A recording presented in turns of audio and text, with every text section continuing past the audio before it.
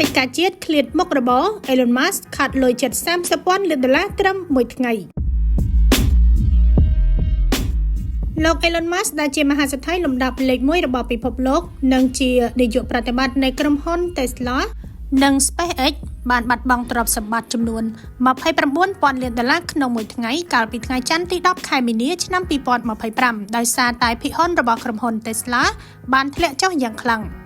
យោងតាមរបាយការណ៍ពី Business Insider ទ្រព្យសម្បត្តិរបស់លោក Musk បានថយចុះពី$330,000,000,000នៅថ្ងៃអាទិត្យមកត្រឹមប្រមាណ$301,000,000,000បន្ទាប់ពីភាគហ៊ុន Tesla ធ្លាក់ចុះ15%ក្នុងថ្ងៃតែមួយដែលជាការធ្លាក់ចុះធំបំផុតចាប់តាំងពីខែកញ្ញាឆ្នាំ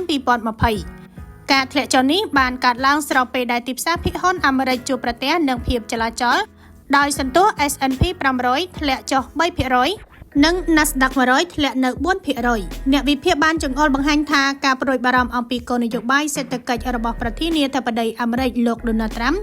ជាពិសេសពន្ធគយទៅលើប្រទេសចិន កាណាដានិងមេស៊ីកបានធ្វើឲ្យវិនិយោគិនបាត់ទំនុកចិត្តទៅលើ Tesla ដែលពឹងផ្អែកខ្លាំងលើទីផ្សារនិងខ្សែចង្វាក់ផ្គត់ផ្គង់អន្តរជាតិលោក Musk ដែលកាន់តំណែងជាសហប្រធាននាយកដ្ឋាន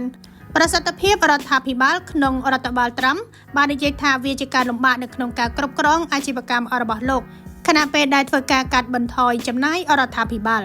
ទោះបីជាមានការខាតបង់ធំនេះលោក Musk នៅតែរក្សាតំណែងជាកំពូលមហាសេដ្ឋីមានបំផុតនៅលើពិភពលោកដោយនាំមុខលោក Mark Zuckerberg នាយកប្រតិបត្តិក្រុមហ៊ុន Meta ជាង$100,000,000,000ភាគហ៊ុនរបស់ Tesla ធ្លាប់ឡើងខ្ពស់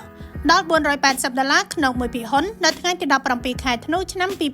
2024ចាប់តាំងពីដើមឆ្នាំ2025មក Tesla បានបាត់បង់តម្លៃទីផ្សារជាង$400,000,000ហើយទ្រព្យសម្បត្តិរបស់លោក Musk បានធ្លាក់ចុះសរុបជាង$132,000,000អ្នកវិភាគនយោបាយមួយចំនួនបានលើកឡើងពីការព្រួយបារម្ភថាការចូលរួមនយោបាយរបស់លោក Musk និងការផ្ដោតអារម្មណ៍ទៅលើការងារនៅទីក្រុង Washington អាចនឹងប៉ះពាល់ទៅដល់ការគ្រប់គ្រងរបស់ក្រុមហ៊ុន Tesla ក្រុមហ៊ុនផ្សេងទៀតរបស់លោកដូចជា SpaceX ដែលមានតម្លៃ$350,000,000និង xAI មានតម្លៃ$50,000,000នៅតែជួយឲ្យលោករក្សានៅតំណែងមហាសេដ្ឋីលំដាប់លេខ1នៅលើពិភពលោកបើទោះបីជាបែបនេះក្តីសម្រាប់ពេលនេះ Tesla នៅតែជាកត្តាសំខាន់បំផុតដែលជះឥទ្ធិពលទៅដល់ភាពជោគជ័យផ្នែកហិរញ្ញវត្ថុរបស់លោកទីផ្សារនឹងបន្តតាមដានស្ថានភាពនេះខណៈ Tesla ត្រៀមដាក់ឲ្យប្រើប្រាស់សេវារបរ Taxi នៅខែមិថុនាឆ្នាំ2025ដែលអាចជួយស្ដារទំនុកចិត្តឡើងវិញ